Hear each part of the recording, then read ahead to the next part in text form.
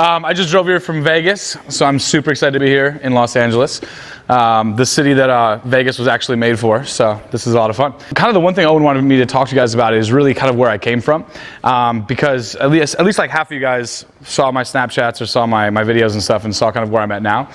I really, for me, game was about completely just changing the environment that I kind of came from. I grew up in an extremely rural, really basically a farm is really where I grew up. The coolest thing that we did was we raced motocross, we raced dirt bikes, and that was pretty cool, but I lived in a town that literally the sign didn't even have a number of population. It said like uninhabited. It just like didn't even say anything. And that was the closest town. It was like such a small amount of people that there was just nothing really around. The closest town was 2-3 hours away. The name of the town I grew up? Name of the town I grew up was Elk Mound, Wisconsin, which sounds as hick as you could possibly probably as hick as you could possibly sound, right?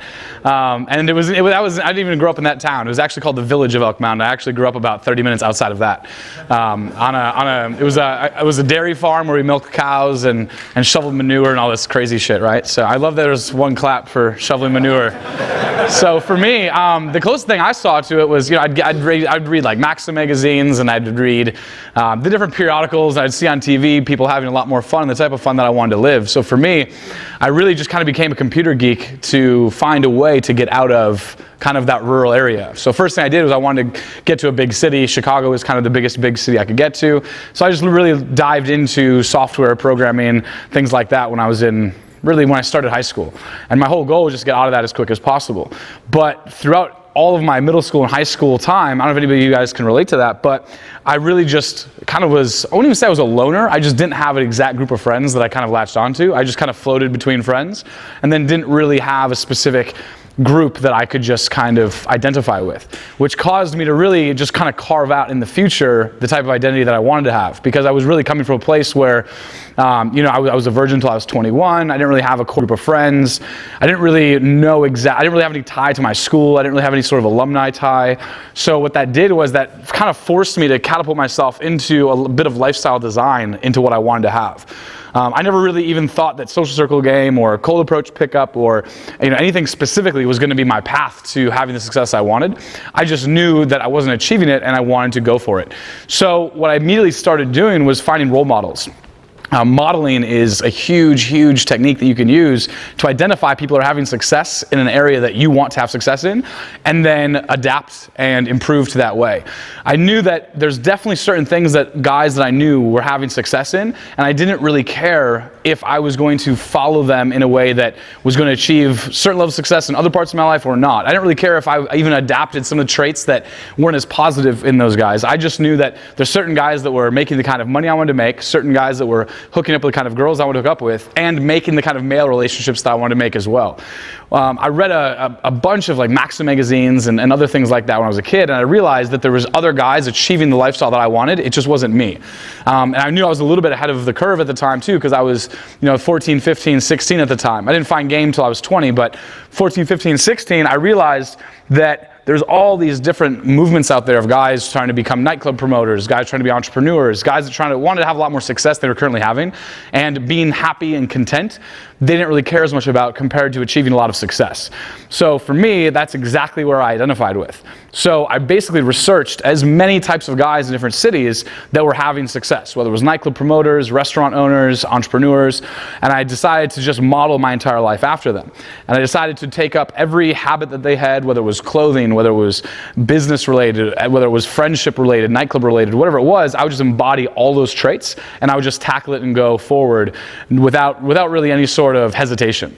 Even if it meant that I would change who I was quite a bit. I find a lot of guys don't want to change who they are. They want to keep being themselves, but then they want different results. I didn't really care about my identity or who I was at the time, because I knew I just wanted to keep breaking out of that, and I knew that all I really wanted was a certain specific type of result. And that was a lot of beautiful women in my life, a lot of cool guy friends that I could either mentor or get mentored by, and then achieve a certain level of success each year and let that grow and grow and grow. And then what ended up happening is the founder of the tech company that I was recruited to work for when I was 20, he he actually knew all the, the big pickup artists. He knew all the big dating coaches. He really kind of mentored me and kind of introduced me into what is game and all this whole community type stuff, right? This was before the TV show. This was before, way before this stuff got famous on YouTube. And about a month later, I basically told him that I wanted to pursue this, and I just kind of left my tech career and my software development job, right? And I was like, this is really what I want to do. So immediately, I knew that I didn't exactly know which specific guy was going to be able to help me achieve this, but I did know that I would see guys that would have the type of results that I wanted. So I made it my life's mission, basically, to find as many naturals, to find as many pickup artists, to find as many guys that were having the type of success that I was after, do as much as I could to model what I was doing after them, and then achieve that kind of level of success. So that really was an 8-year journey, 9-year journey in just modeling everything I was doing after them. And I basically spent about 6 months with a couple guys specifically in different cities, model exactly what they were doing, and look at the results, examine the progress that I had made, and then keep what I liked and ditch what I didn't like. And what I kept coming back to is this concept of social proof that is it's a very old pickup concept, but it's something that some guys really dabble with, but they don't really run with to the degree that I saw that I could run with it. Social proof kept coming around in every single guy that I would meet in the main consistent factor that would bring high status guys into his life and really attractive women over and over again. Social proof would always really win over everything else. Social proof is essentially the concept of having a lot of high status people in your life that respect you, look up to you, and are really willing to be around you. It goes a little bit further into pre-selection. That means having a lot of women that admire you, look up to you, and want to spend time with you. So social proof for me really was the answer to everything. It's why I used to have this quote, which is Vegas fixes everything. And every time I would travel to a city, or I would date girls in DC or Toronto or New York or whatever it was, I remember I was dating this girl in Dallas, and I had a lot of cool guy friends in Dallas. Some of my best wings are in Dallas. It's one of the most underrated game cities that there is. And I remember I was going through like some emotional or personal stuff, and I just remembered, what Vegas fixes everything. And I kind of would keep coming back to Vegas, and I was wondering why Vegas just kept fixing things for me. And I realized there's just such an immense amount of social proof and social capital in Vegas that it really solved a lot of my problems. And I started taking that down, breaking that down, and then basically taking those exact same traits, putting them into other cities and into friends of my lives and clients of my lives, and I would show them exactly how to take that social proof, inject it into their life, and it would really just fix a lot of things. A lot of the mindset shifts that a lot of guys talk about, a lot of the abundant mentality, a lot of the entitlement, a lot of these other things take a lot longer to solve if you just look yourself in the mirror and try to solve these problems individually. But if you cure them with social proof and you kind of flank the issue with creating a high status lifestyle for yourself, all of a sudden what you realize is your core confidence really goes through the roof, and you don't have to do as much game, you don't have to do as much personal development, you just kind of embody those traits inadvertently, accidentally. So I really kind of developed a quest to get as much social proof as possible. I decided to really tackle all different types of guys that have social proof, whether that was nightclub promoters, celebrities, social media celebrities, females that have a lot of social proof, guys that are entrepreneurs that somehow just have social proof, guys who accidentally have social proof, pickup artists that had social proof. And I just took every single thing that I saw they were doing and put it in my own life. And then I also tested how duplicatable it was. How much could I show somebody else how to do that? And then this is in cities like San Francisco, New York, even in LA, Dallas, different cities that weren't even as wild and crazy as Las Vegas. And the techniques that I came up with were really techniques on how to get as many high status people into your life so that you became high status yourself. And that's really what I've formed, and that's the basis of really what I'm doing. What you want to understand is the more high status that you can make yourself, the more social proof that you can create around yourself, the more fulfilled you are, the happier your game really becomes without you having to try to do it. I spent a little bit over a year purely working on inner game several years ago, and I was basically with a lot of other people that were, we're all trying to drink the Kool-Aid and just really get fulfillment just off of inner game alone. And what I realized is that the more that I did that, the more that I just kind of created this facade of happiness, facade of confidence around myself. The only real way that I created true fulfillment within myself is creating this social proof, because I was the only way that I could really create this type of consistent results that wasn't very shakeable. This consistent level of results that didn't really fall short, that I was able to just kind of keep powering through with it. Has anybody here actually build any sort of social circle game or social proof in LA? Besides Hansel? What do you do? I would get social circle, I have a couple friends that are promoters that Hyde and Bootsy and Warwick and stuff, so cool. it's cool because around a lot of like high value people, and I'm able to like you said, like model and just like learn from them. Yeah. Who in here goes to Hyde and Bootsy? Raise your hand really high. Bootsy. Raise your hand. Who goes to Hyde and Bootsy besides him and her?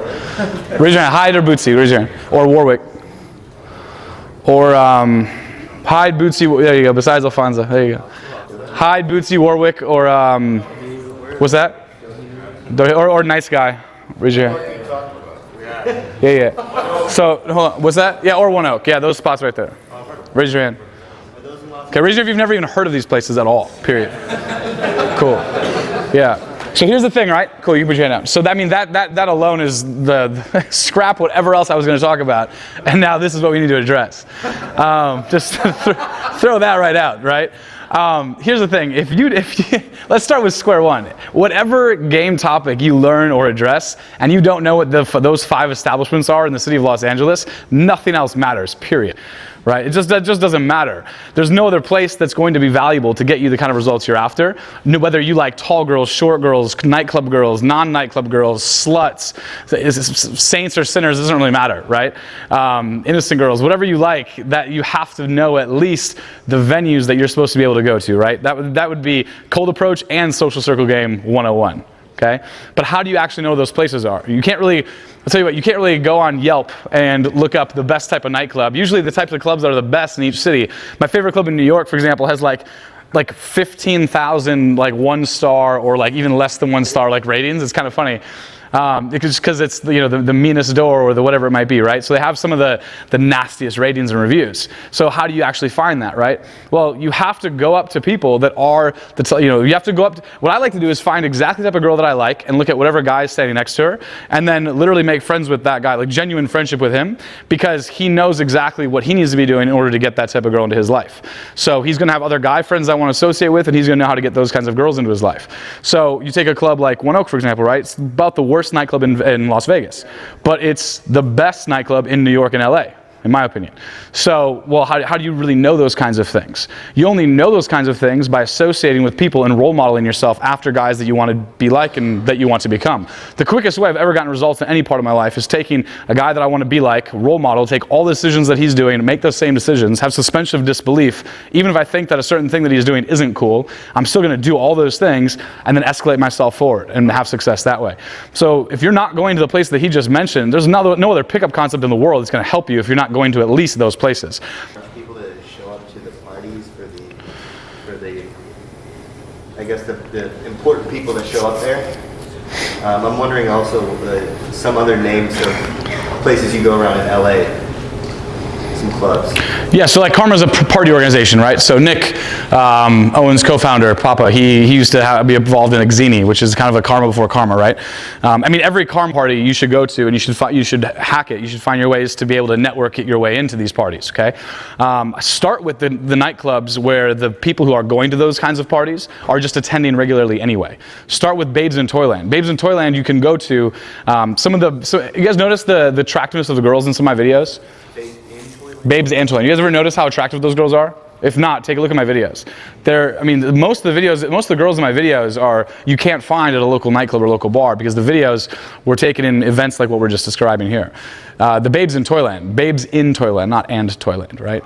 Babes in Toyland. It's you can literally get into it for buying a toy and donate it to charity while you're at the event. Right? I mean, yeah, exactly. You feel good about it at the same time.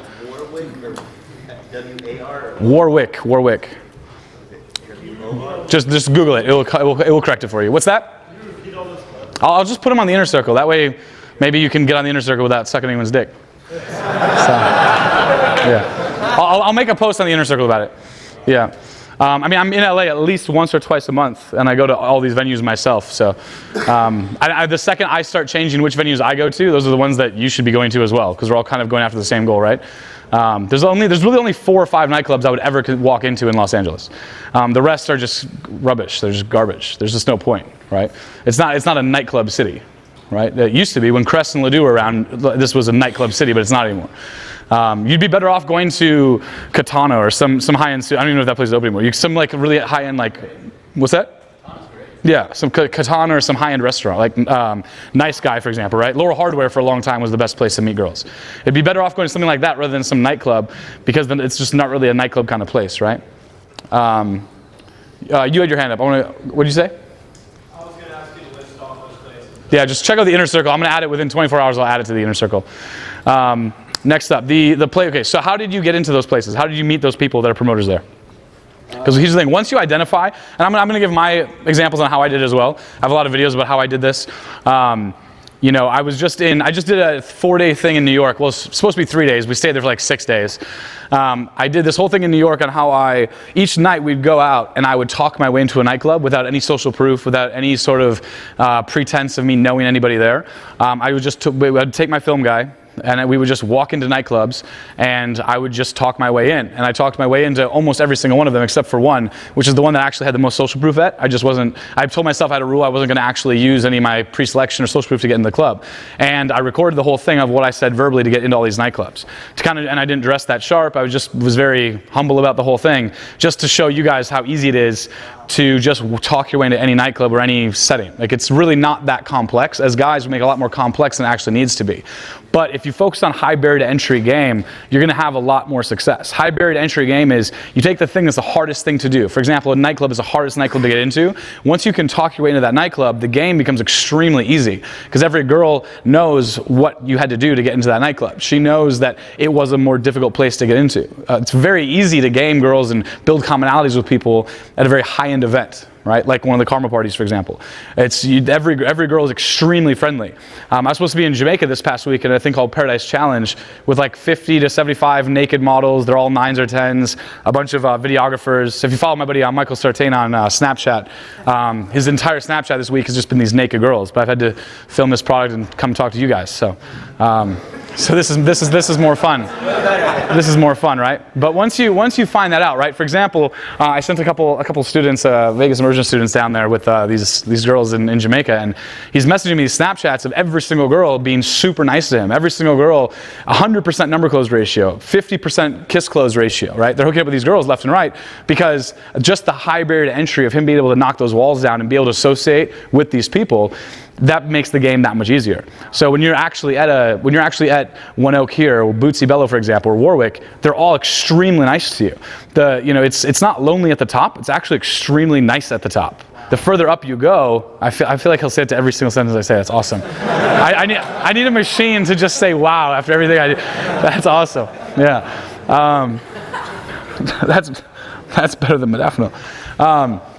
So essentially the thing is this. The first time I ever got into Oak, I was in New York. I was like, it was very confusing. I was like, this is no way it's always going to be like this. First time I ever went to Oak was in New York City on a Thursday, and it was a Sunday. It was a Sunday night Oak party.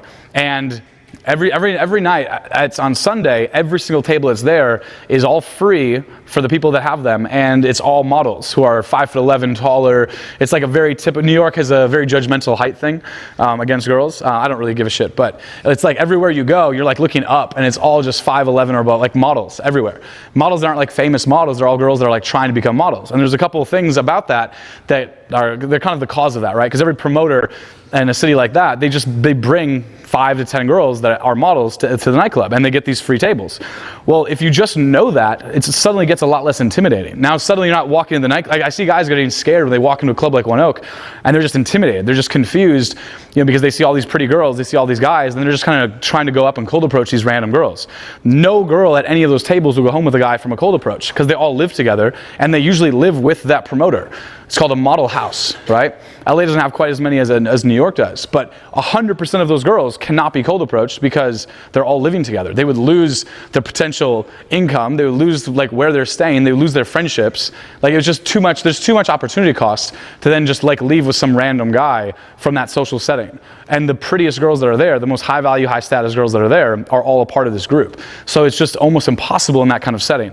But then once I got ushered to one of these promoter tables, I just sat there the whole night. Everyone comes up to me and they're like, oh, who are you? What's your name? Do you want a drink? Do you want to meet this other person? I was just like, yeah, sure, I guess, okay. And I didn't really do anything special, but all of a sudden my night's going so much better than any other night that I had just cold approached, right? Hey, what's up, bud? Good to see you. My night was just going a lot better than if I had just cold approached any of them individually. So for you, how did you find out that those are the spots, and how did you meet those people? It's like once you kind of meet like one guy that can get you in, then you sort of meet like other high value people, and then once you build a rapport with them and stuff. So like Yeah. from one promoter who's like being mentored by like an owner, one of the owners of High, then I met him, and then he has other nights in other places, and these other promoters have other nights at other places. And then Exactly. So essentially what he said is, once you meet one person, then you'll just start meeting and being introduced to every other one. I basically call it getting taken under their wing game. Right? What ends up happening is, and this happens to me on a daily basis, where I just get taken under the wing of somebody else, and I really don't have to do anything. I have a couple business connections that I just got taken under the wing of. I have this retail store in Vegas, this makeup store. I have no idea what I'm doing with any of it. I just am taken along to all these meetings. I just get to learn from this guy for the past 2 years now. Maybe one day I'll have my own business in that kind of industry, but I'm just learning from it. When it comes to nightlife, I met one guy in Vegas. His name's Lamborghini Alex. He doesn't actually set foot in any nightclubs. He won't ever go into them, but he knows everybody everywhere. I met him because he pulled up in a yellow Lamborghini outside the Wynn Hotel. This was like my first year in Vegas, I think, maybe 7 years ago. And he had the most beautiful Hispanic girl walked out of the passenger seat, and I saw him like tipping or paying the valet. And I told my buddy, we have like 30 seconds to talk to this girl before he sees what's happening. So I just went up and talked to her, failed miserably. And then he basically thought it was kind of funny what I was doing. They walked into the Wynn Hotel. I bumped them a few hours later at Rhino, strip club in Vegas, and I saw him, and then he basically called me out. He's like, "Hey, you were that guy that was hitting on my girl." I was like, "Yeah, I am. What's up?" And then he was like, he was like, you want to do a shot or whatever? And at the time I wasn't drinking anything, and he was drinking a bunch. And then in recent years we've switched, so it's kind of funny.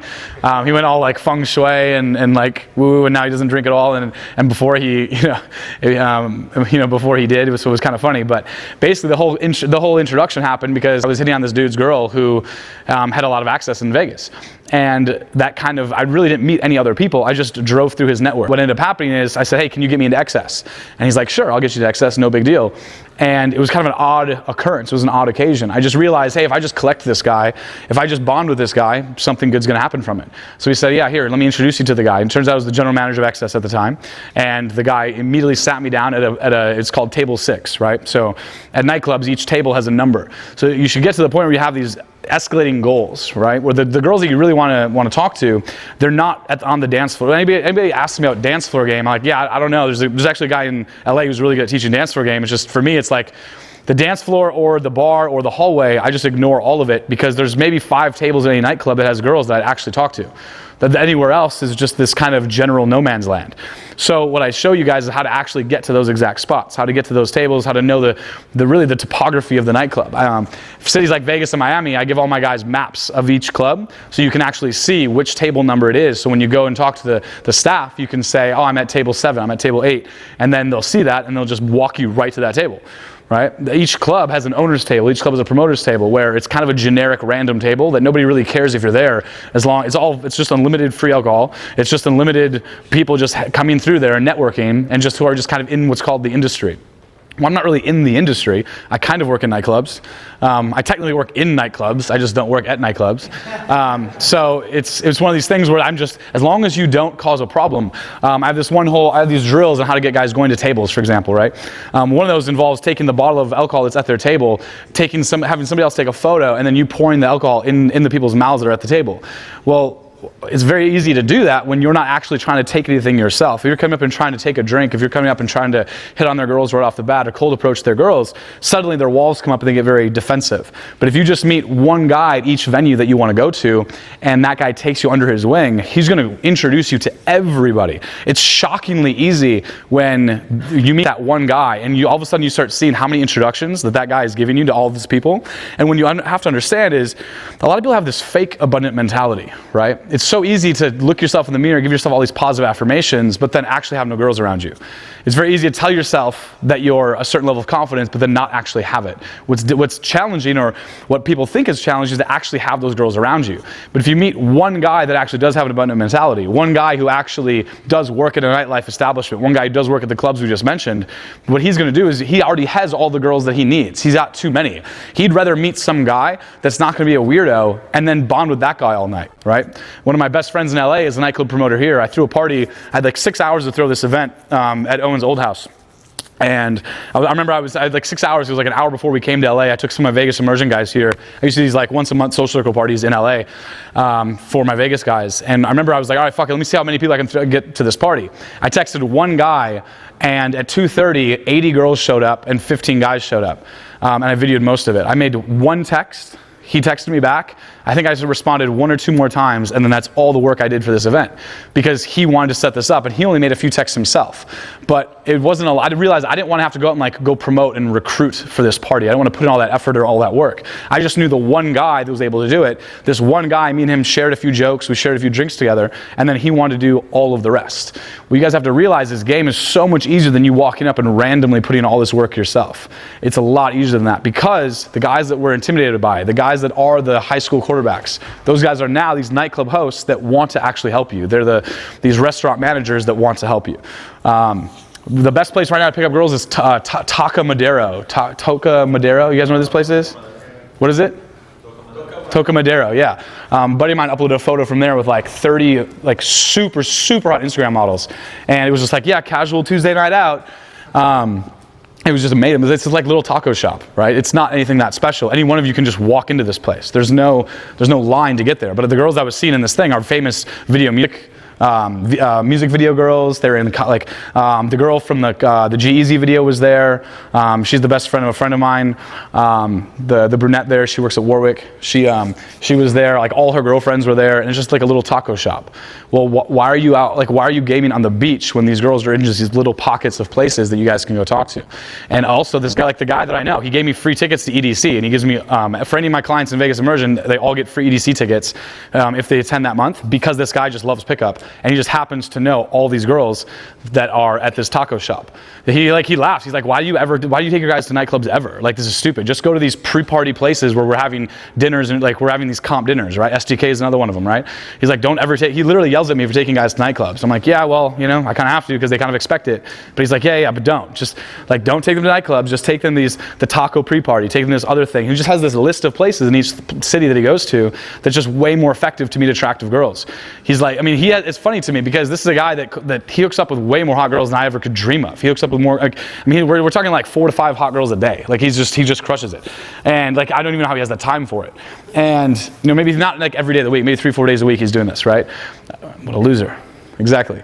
And I mean, it's so funny, because he has the same excuses and problems that I have. Guys come up to me all the time. They're like, how do you hear in a nightclub? It's too loud. It's too dark. How do you get in? He's got all these same things he asked me about. He's like, how do you guys even how do you PUAs here in the nightclub?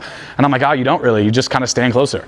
And he's like, yeah, don't even worry about it. Just go to these other places. He gives me this huge list of places that are, you know, all the pre-party and post-party spots of One Oak, Warwick, Bootsy, all those kinds of places, right? Yeah, I mean, it's crazy how simple that part is. And then how did you meet that guy in the very first place? So my roommate, he's actually a photographer, so I'm also a trainer, so like training girls and him. Hold up, guys, we'll get to it in a second, hold up. So for your roommate's a photographer, let's look at that one, because that one's a good one, right? Yeah, so how do you meet these guys in the first place, right?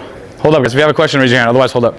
How do you meet these guys in the first place? Because it's sometimes the biggest problem I see guys struggle with is that how do you get started in the first place with doing any of this? It's one thing to already have a snowball that's packed and to watch it roll down the hill. It's another thing to actually pack that snowball in the first place. The biggest challenge really is realizing that you have to flank the issue. You can't just drive forward. Even the type of girl that you're into, you can't just. It's very rarely can you actually just randomly approach that perfect girl that you've been dreaming about for a long time, because you just don't see her very often. So in terms of this, when you actually are trying to get into a high-end nightclub, the worst you could possibly do is walk up to that nightclub and talk to them at all to try to get in. The second worst thing is walk up to that nightclub with a bunch of girls and then try to get in. That's one of the biggest myths I think I've ever seen. When I walk up to any nightclub with a bunch of girls, they're usually, what they do is they open the rope for the girls and then they close the rope and they say, all right, well, now how are you going to get in? They don't like it's such a myth. I've never really had that whole thing happen to me, not even like one time. I remember I tried to do it at Pure once when Pure was still open in Vegas. I walked up with like 5 or 6 girls and I'm all excited. I had my PUA pants on and I walked up to the nightclub and I'm like, you know, what now? And then the guy was just like, all right, here. He let the girls, he's like, yeah, it'd be $150 cover for you. I'm like, but they're with me. He goes, well, they're with us now. And I was like, oh. And thanks. You know, what do I do now? You know, it was a very weird situation. The worst you can ever do is just walk right up to that venue. He said his roommate is a photographer. DJs and photographers are the two best people to befriend. You befriend the DJ and the photographer for a couple reasons. One is both have an odd amount of access. Photographers have an odd amount of access because they're able to bring a huge professional camera into the nightclub, so they just have all this perceived value, even though nobody really respects them that much in the club. Right? The club doesn't really care. No staff member really likes them that much. They're kind of tooled on a little bit. They don't make any money at all, really, because there's 100 other photographers that are ready to do exactly the same job behind them. But what ends up happening is they're usually photographers that are just kind of degenerates. They like to drink and fuck a lot of girls. A videographer in Vegas, who's a good friend of mine, he literally just tries to hook up as many girls as possible. His day job is a bartender. Vegas is probably the only city where your day job, your 9 to 5 can be bartending. And then at night, he just does all these free videos for people. His whole thing is he's made a lot of these Instagram girls famous because he just shoots their videos for free. Every time he brings a camera equipment to a nightclub or to a shoot with a girl, he's got a suitcase that has a custom bar in it. So he goes and he basically carries this suitcase around with his camera gear and then just asks them what type of drinks that they want and creates this mini bar situation while he's shooting photos. And everybody just loves it. Everybody just has a really good time. But the DJ and the photographer, you can make friends with DJs and photographers because they can't really do anything for you. Rarely are you going to be able to like take value from a DJ photographer. So by the nature of that relationship, if you befriending them, they're just going to be able to get you into nightclubs. They're going to get you into these events that are happening. Plus, DJs and photographers know all the events that are happening without you having to go up and look up all this crap. I make friends with DJs and photographers because I don't want to have to go and look up all the different events that are going around town. I just want to be texted. I want to be begged to go to these events. I want to wake up to all these different text messages on my phone of girls that I met last night that want to get in touch with me, not me having to figure out some clever text message. And I don't want to have to go and like Google all the different events that are happening around town. I just want people to tell me exactly where those are to save me time so I can do the rest of the shit that I want to do in my life. When you take a DJ, DJs have an interesting situation that just you showing up is you supporting them. So, because most DJs aren't Tiesto, most DJs aren't chain smokers, right? Most DJs, once a month you might have a club that has that type of DJ talent, right? The rest is just local DJs that are probably, roommates with this guy and a photographer, right? It's that simple. So you have to understand though is most DJs have a comp table. They have an area that night that they're able to bring their guests to. A DJ has about an unlimited guest list, right? Usually, all right? Obviously different venues, different parties are different, but the crazy social proof that you can get by being friends with the DJ of that venue is hysterical. It's unbelievable. Because what ends up happening is when they say that, when you go up and you actually say that you're on whatever DJ's list, not only will they walk you to the nightclub, they're going to walk you exactly to whatever table that DJ's with, sometimes the actual DJ booth. So just the act of you standing there, the Snapchat I did a couple weeks ago, maybe it's the Snapchat I did a couple weeks ago with a pretty graphic one. Yeah. So yeah, for those that aren't following my Snapchat, like 90% of my infields I post right on Snap, and then if I don't post, after they get off Snap, it takes months for them to actually come out, right? So I pulled, it was a total of 5. So there's me and 4 girls. One girl I've already been sleeping with. The other 4 I met the day before at the pool party, and the entire way that I was able to make that happen was purely because of the social proof of me being in the DJ booth of the pool party that was there.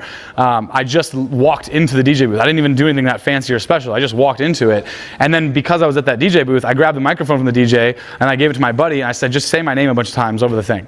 And he was like, it was Michael, and this was all in the Snap. You can all see it right there. And I'm like, what? He's like, well, what do you want me to say? I go, I don't care. Just say my name and then mumble. I don't care. Whatever. Just make sure my name is clear. And then he's like, okay. So he just started saying Luke into the microphone, and then everyone started screaming because anytime you say anything into a microphone, people start screaming. And like I was super out of it that morning. I was like tired. I was wearing like a dress. This thing that I do, I'm regularly like on Saturdays, I'll regularly show up to the pool with a dress shirt and shorts because I didn't know, like I was just kind of like woke up in a hurry and have to like rush to the pool. And then I asked the DJ if I could have one of his hats, because at this specific pool, the DJs wear these like sailor hats. I was like, all right, let me wear one of those hats. And so the hat alone, he's like, sure, fuck it, I'll give you a hat. So he gives me a hat. So it's the 2 DJs are wearing the little sailor hat, the boat hat, and I'm wearing the boat hat.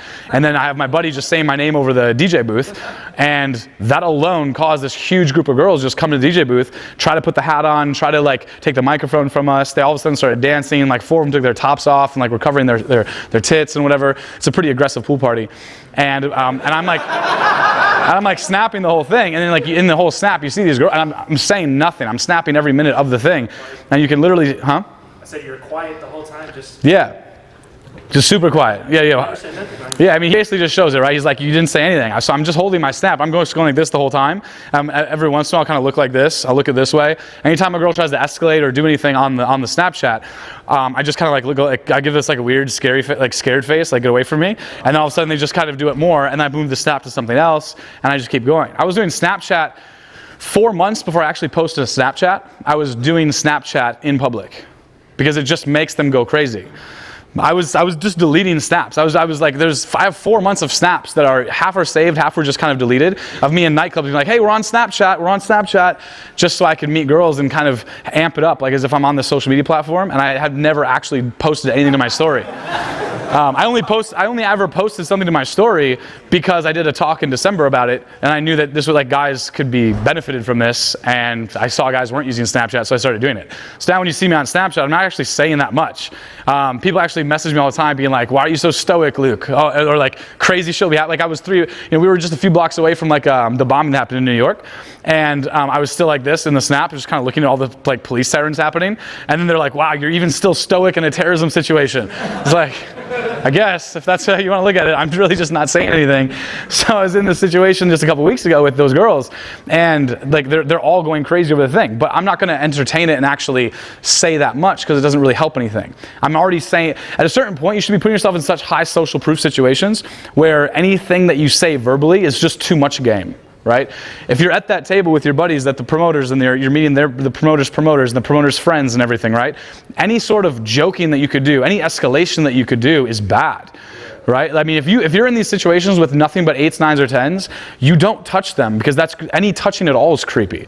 The hotter the girl, the less kino escalation you should be doing. That's just weird. That works on girls in bar settings. That works on girls when you're walking up and down the street. That doesn't work at a high end at the owner's table of Oak or of Bootsy. Right? So what you have to do is, so I mean, go for it. Why is that? Because they're there so they aren't touched. They're there so you don't touch them, right? If they don't want to be kino escalated on, if they're a 9 or 10 and they're at that table, or even if they're not a 9 or 10 and she's an attractive girl with high self-esteem, she wants to physically escalate with one guy that night that she happens to bond with and have some sort of commonality with. She doesn't want all these random guys coming up to her and then seeing which one raises her BT spike. Right? Instead, she wants to be at that one, and that's the other thing too. Like take leading the girl. I did a video in Nashville about why isolation is bad, why you don't always need to isolate. I have a kind of a series of videos coming out of like typical pickup things that you kind of think that are important when you're a beginner, that just are less and less important when you get into the venues that he's gaming in. When you meet a girl at a table at Oak, she wants to be led around the club 0 times. She won't be led around the club. If you try to lead her around the club, she'll wonder why you're so weird. No, raise your voice. I noticed like the more gamey stuff you do in like those settings, with like the really hot girls, it's like they're just like, why are you doing this? You don't need to do this. They'll literally tell you, you don't have to do this. You don't have to do this. Like they'll literally you don't have to do this.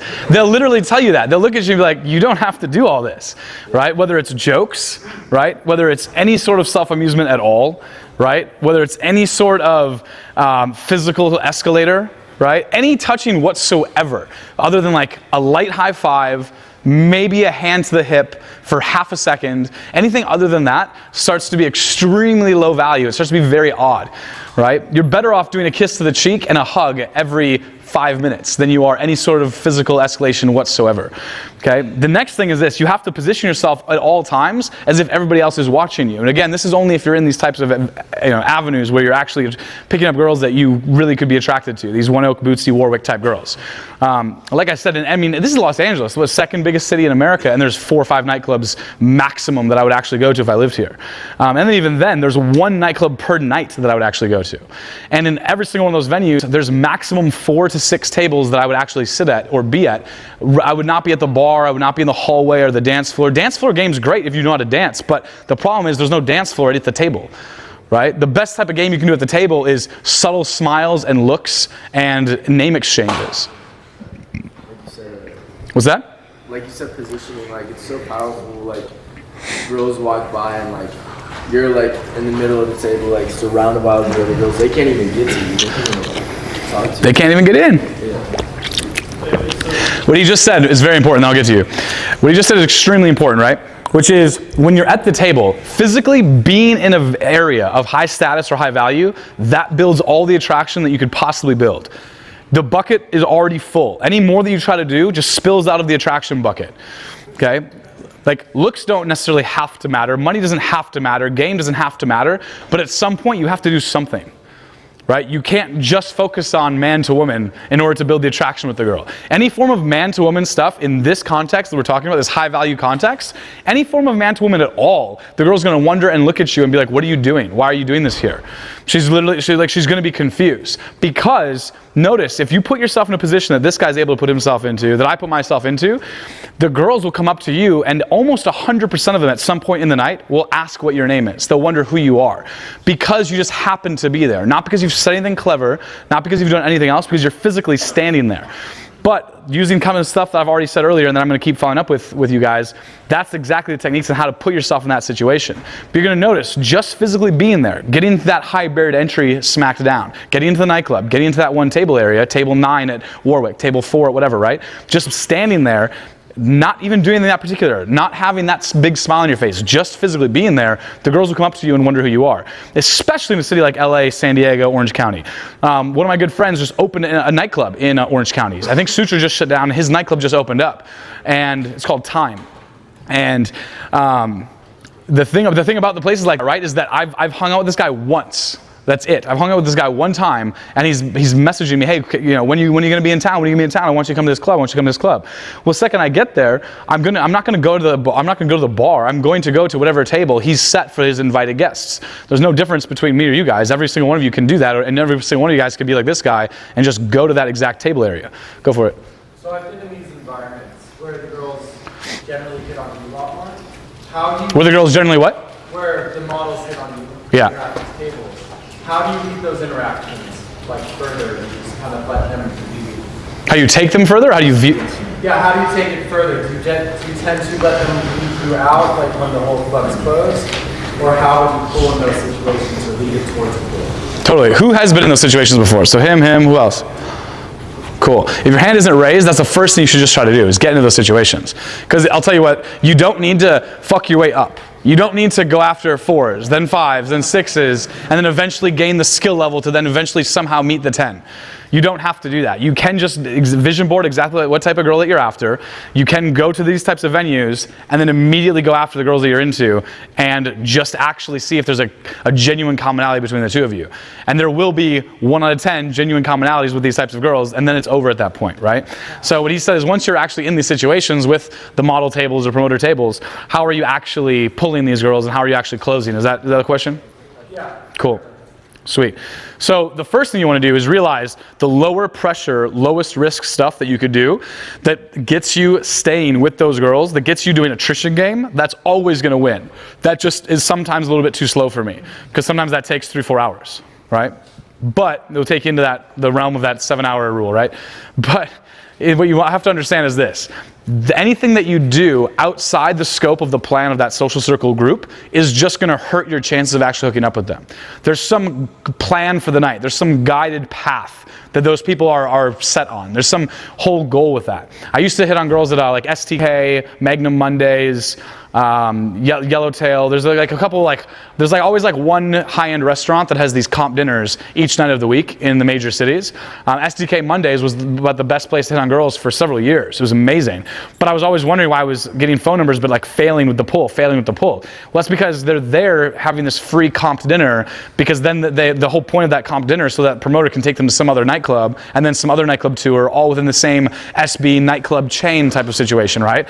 Well, the real 8s or above that you guys are trying to talk to, their night is already planned for them by their girlfriends, by their promoter roommate, right? So for me, it's much more a matter of making friends with the connectors, staying in till the end of the night, and then my success will happen at the corner of 4 a.m. Okay? Because you're not going to pull directly from that nightclub in that social setting unless you're one of the rulers of that social circle setting, which takes a few weeks, right? That takes a little bit of time. But if you're being hit on in that setting, and by the way, being hit on is literally them asking your name. right? This is literally just kind of having a very general small talk in that setting. So once you're in that area and you're in that general vicinity, they start asking you your name. Just start asking what their plans are. Start qualifying them about their plans for the night, and they're going to tell you the exact path you need to follow in order to hook up with them. Usually there's going to be some food place after. Then there's going to be a pre-after party. There's going to be the post-after party. And that's all going to take place in 45 minutes to 90 minutes at 2:01 onward. And if you just get yourself to be the guy who just the way I know a guy crushes it in each city. I was in Chicago about a month and a half ago doing a boot camp, and I just told myself I'm going to find the guys, because I was also filming for my social circle product. I'm like, I'm going to find some of the guys that are really crushing it in the city. And I went to about three or four, maybe 5 after parties. And then I accidentally found my way on the Coldplay RV bus thing. And I filmed the whole thing. It was pretty funny. And I don't even know one Coldplay song. So it was really funny because it's not like I was like seeking them out. They were just parked outside my buddy's condo. And I realized that each party that I went to, there was like a core group of like 3 to 5 guys that were continually being at that venue, and they were just the low pressure, chillest type of guys that you'd ever meet. They weren't trying to escalate, they weren't trying to pull these girls, but 100% of them closed the prettiest girls that were there, because they just knew that attrition is what the most important aspect of that was. Attrition essentially means that you're just going to stick in the set, stick in the group, until it finally comes down to close, because everyone else is kind of going to fall off the group at some point. Right? At a certain point, some girl's going to get tired, some girl's going to get hungry, some girl's going to have to realize she has to work in the morning, and everyone's going to the whole group is going to kind of disperse as the night progresses, and then as you're building these commonalities, these light, playful banters every once in a while with the girl that you're trying to talk to, then you're going to end up being left alone with that girl at the end of the night. Does that make sense? Yeah. Sweet. Other questions that I'm in. I'm in a little bit different high status situations that did take me a little bit more time to come up with. What I just described for you guys can do tonight, tomorrow, this weekend, and it takes 0 finances to do it. I just coached a guy, it was the first time I ever did this. I coached, so I answer 100% of my emails, 100% of my Snapchats, and I coached him all through Snapchat on how to build your own promoter profile. So essentially, let's say you're just, let's say you have no money, or let's say that money is like a concern, or finances are a concern for doing this. I showed him how to basically create this fake promoter image in New York, so it's a promoter Twitter, it's a promoter IG, it's a promoter Snapchat, and he doesn't want to be a promoter. He doesn't care about promoting. But what that does is I told him, he's like, so what do I do now? Do I post some photos? I'm like, do nothing. You'll just be found. Right? It's so much about networking, and people value this whole concept of networking so much that it's really simple to just take these concepts of what these promoters, photographers, DJs are already doing, just throw up some profiles of it, and you're going to notice that these other promoters, that these other girls who want to get into nightclubs are just going to randomly contact you because it says promoter in your login info. It says promoter in your username. They're going to like this guy right now, within about 24 hours, he has access to everywhere in New York that he wants to go to, purely because he just created the accounts. He didn't even post photos. You want to go crazy? Just go out, post some photos of tables that aren't yours. Go out and post a photo of like a big group of girls and just like call them, like, what's your name? They're the Christian Angels. Hashtag. Right? Every time you see a big group of girls, just like throw somebody your camera. You don't even know these girls. Have them take a photo, and whatever your name is, Christians, call them Christian Angels, hashtag. Or say hashtag with my girls, right? And it's like all of a sudden what you're going to notice is that people will just start randomly hashtagging the same thing, and you're going to notice that like you do this a couple times a night. You don't even have to. I taught this guy to do it, and he doesn't have any photos of him and girls. He has no photos of him and anybody else. And all that happened is, like, ideally you're actually making friends with these people, but he was kind of lazy, so he didn't really want to. So he just wanted to purely use this as a way to get into nightclubs. He's like, how do I do it? Do I bring a bunch of girls to the door at the club? I'm like, no, that doesn't help you at all. The bouncers will laugh at you. If anything, ideally they might let the girls in, but this whole idea of like walking up to a club with a bunch of girls is just a facade. So instead, I was like, instead it's all about social media. Whether you like social media or not, it just works. So I had him just create his name with _promoter NYC on all his accounts. He doesn't even have any photos on them at all. And within 24 hours, he's like, dude, everyone's hitting me up to get into these clubs. What do I do about this? And I'm like, just wait, you're gonna get hit up by other promoters who want to share nights with you, who want you to send girls his way, and he'll do the same for you. And he's like, but what do I do about me not having any girls? I'm like, don't worry about it. Just wait a couple hours. And all of a sudden, he's having nightclubs just message him to see if he'll come to those clubs. He's just getting invited into all these places.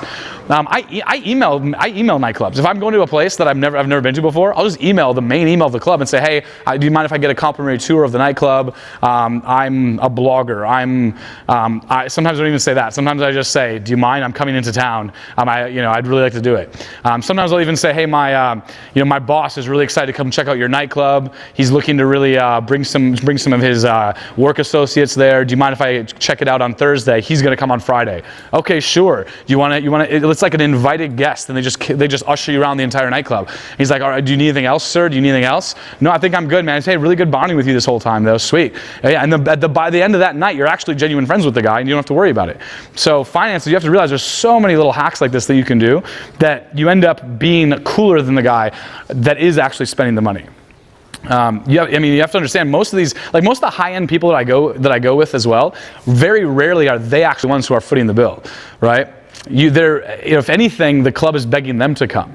So very rarely do you see the guy who's, especially like on a night like tonight, Thursday or even Sunday, like the two best nights to actually go out, you're very rarely seeing a nightclub full of guys that are just blowing money into the situation to create this for themselves. It's not a finances kind of thing. You take the guy like what he just described, right? Him and the guy back here and myself, when we're at these model tables, we're spending $0. Don't ever pay for the table. Him and all his friends are not paying for the tables either. Now, if you're at a table with a lot of hot girls, very rarely did that guy pay for that table. Go for it. So you adapting to the situation, just taking in, or you say like, I'm giving so much energy back and stuff, and this is like, just that. Yeah, you can give energy back to the club. You don't have to. They don't care. It's not even in a bad way. They just, maybe 10% of the time, I give some energy back to the club, or whatever that means. Giving. Kind of. I'm kind of crazy. So my Israeli friends call me a niganuv. It means I'm crazy. I'm kind of nuts at the table, I guess. I'm kind of nuts in the high value area. So eventually they kind of, but there's really not a lot of if you look at it in that way of what kind of value are you trying to add? People actually kind of resist that a little bit because they see that you're not just being yourself. So that sometimes they look at you like, why are you working so hard to present value or to give so much energy out instead of you just really being yourself in that situation? If you're trying to find some way, I have a couple rules. Like every night I go to a nightclub, I buy some guy a drink that I think he has more money than me, just to network with him. I do that sometimes. That's paid off a lot for me. But I'm not really trying to look for all these ways that I can add value to all these people. I just really look for commonalities more than anything. If you find a genuine commonality with somebody, that's a way better way to add value with them than how much energy can you put into this situation or this other situation. The commonality itself gives you a lot of concrete weight in why you two should actually stay in touch. You're going to find that one strong commonality gives you guys hours of conversation, whereas you try to find some way to add value, suddenly kind of makes it look more like it's almost like a networking situation. Even if it's pure energy or pure fun you're trying to put into it, it's very apparent to people that do this all the time, guys that go out a lot. It's very apparent that you're trying it all, right? Does that make sense? Sweet. Question about that? Go for it. I'm lucky enough to have a private security job now. It's moving around a lot of Orange County. I made a lot of friends that way, and the one spot I particularly liked was in Newport Beach, where parking spots there could go for hundreds of dollars on the right day, and I have access to a big parking lot because I know all the guys who drive around there do security there. And when I do start working bigger clubs, because I get more advanced in the company, do you have any advice for who I could talk to while I work security there? Maybe get my foot in the door with maybe somebody who not necessarily would let me in the first time, but would know my face and maybe invite me back. Yeah, what do you work private security for? For nightclubs or for? I work private security. It's a private security firm, so we work whoever calls us. Right now I've got a contract going to a resort in Newport to work with G-Eazy concert. I'll be there with 50 of my other guys. But it's that's amazing. G-Eazy will beat us all. G-Eazy is perfect. Yeah. Everything. You should be studying his Instagram, studying every way that guy walks. He's perfect for game. And the company actually used to have the contract for where your friend is having. We used to have Sutra. They used to be there, but now I think they're going to start going for the contract to get to do spot now too. That time? Yeah, time. Yeah. You guys understand too. You guys understand. Most managers of clubs, most owners are PUAs.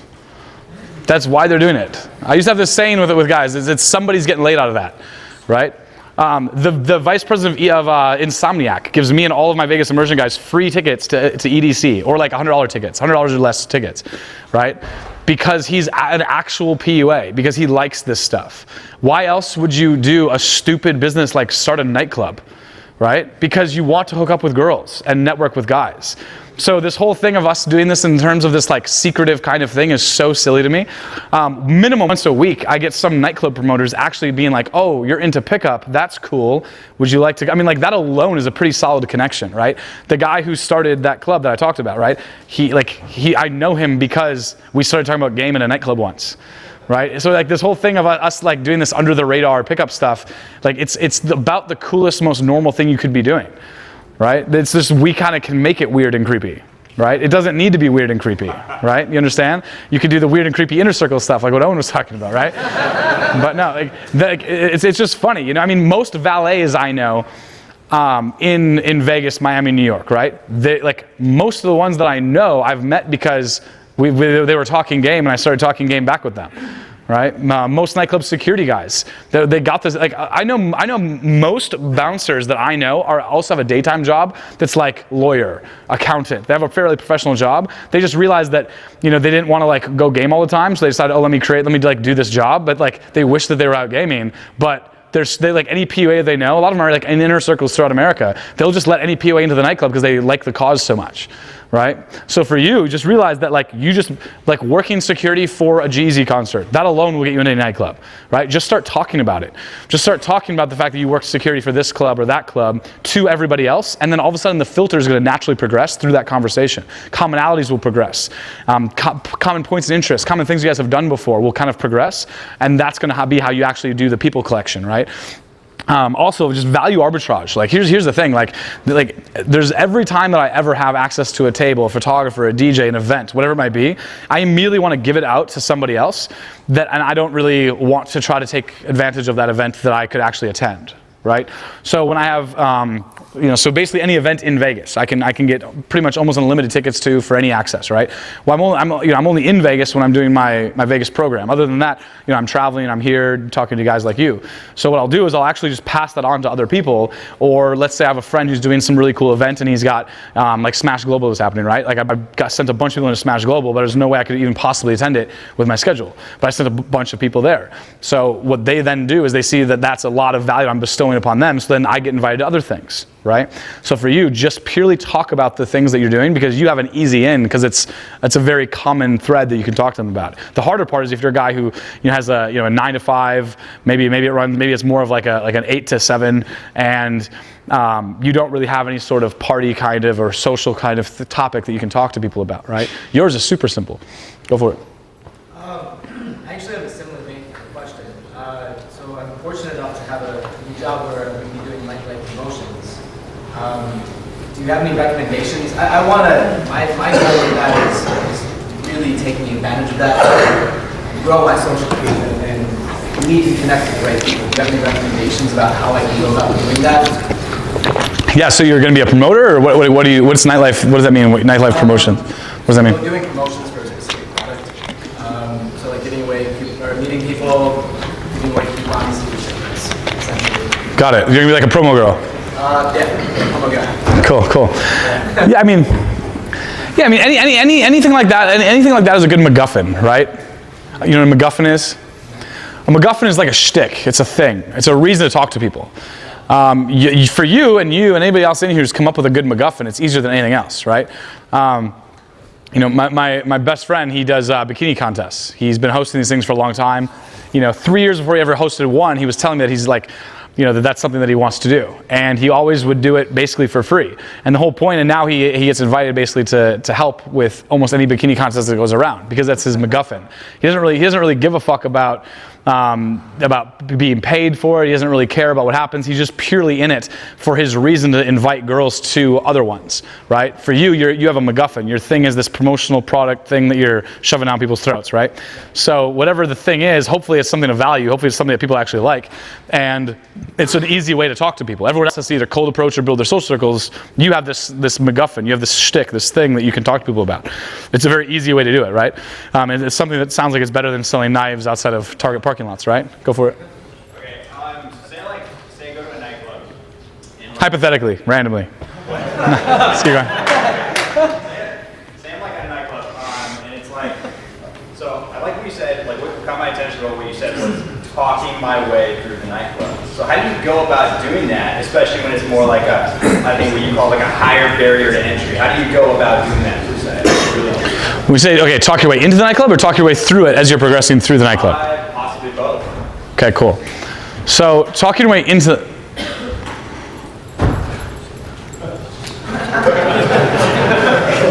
So talking your way into the nightclub, right? Talking your way into the nightclub, you need a reason to get in, and you basically want to not give them any reason to say no. So the number one way to get into a nightclub is to dress like all the club cunts, right? So a club cunt is a nightclub promoter, a photographer, a regular. A club cunt is part of the Fickle 500. A club cunt can be a male or female. It's not a derogatory term. It's literally just a regular person that would attend that nightclub, right? So, in LA, I feel like sometimes it's like dressed like as much of a homeless person as possible to get in the nightclub.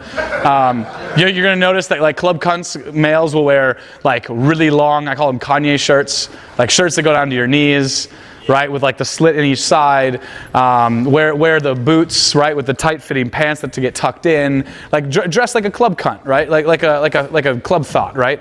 You dress like that, and then literally you walk up, and I like to just try to walk into the nightclub without them actually ever having. What's up, bud? I like to do that without actually having them even ask me any questions and just like lift the rope up to see it, and it will tell me if I'm acting club cunty enough. And if you're acting club cunty enough, right, you're acting like a club thought, they'll just let you in because of that, without actually saying any long, confusing sentiments. Shorter and sweeter, the better. But it's a lot of fun, because normally I have a lot of social proof when I go into the clubs. When I was doing this thing in New York, I would just go to these nightclubs and just see how club cunty I could be and just talk my way into each one. The next thing is this: knowing one person's name at each club works really well. I'm gonna give you one little trick that I did that's a little bit high risk. When you don't know anybody in the club, ideally you have to come up with someone's name that works there. It's very, very easy. I like to go to one area of the entryway, and I'll simply ask him, hey, what's that guy's name, or who's running the door today? He'll tell me the guy's name. I'm like, oh, cool, what's your name? Hey, great to meet you. And then you could just walk straight up to that guy and say, oh, what's up, Jimmy? It's Taylor. He just said that you could let me in. Let's go. And then you could literally just ask one guy what his name is. Just having those two guys' names, that alone can get you in.